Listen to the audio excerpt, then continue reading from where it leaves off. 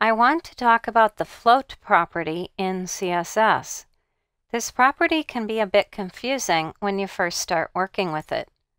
It does have two values available to it, and those are left and right. So I want to demonstrate the float property and show you what this property means and how we can use it to create a column structure on a web page. I have a web page right here called Float Need, and I have 3 div tags on the page.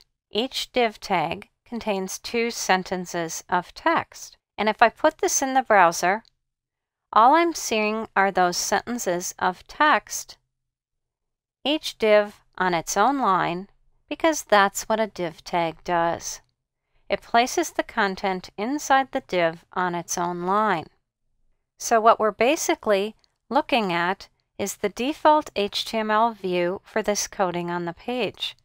What I've also done is set up some styles up above, and these style rules are set up so that we can play with each individual div as needed to demonstrate the float property.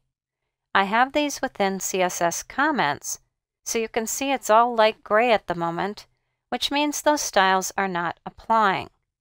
What I will do is eliminate those comments, and you can see now my code has some color coding to it, which means it's now been activated.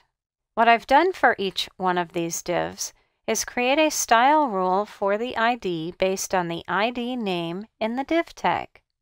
I've assigned 300 pixels of width, added a border and a background color just to make it easier for you to see which column is which. I'll go ahead and save this page, and let's take a look at it now in the browser. You can see it set them all to 300 pixels wide and attached a color to each one. This will just make it easier for you to see what's going on as I add the float properties. Now let's add a float to the left column. So I simply say float, colon, and the 2 properties I have available are left or right, and you end each line with a semicolon. Let's see if it changed anything in the browser. And you can see it didn't. My left column was already located on the left-hand side, so it didn't move because of the float property. What I will do is copy this. That was a code hint that just popped up.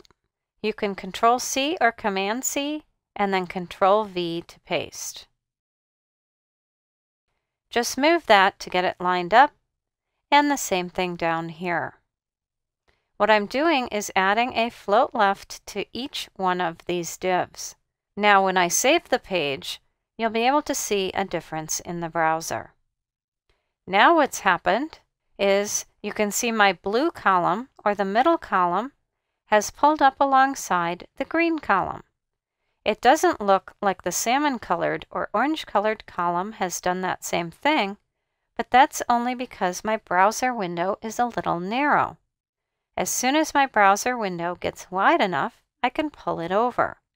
But notice, as soon as this gets small, it pushes it down underneath again. So what float does is tell the content to float along the left-hand side of the content before it in the HTML.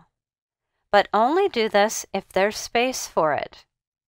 Now if I put this all the way across, you can see everything's lined up left in the browser.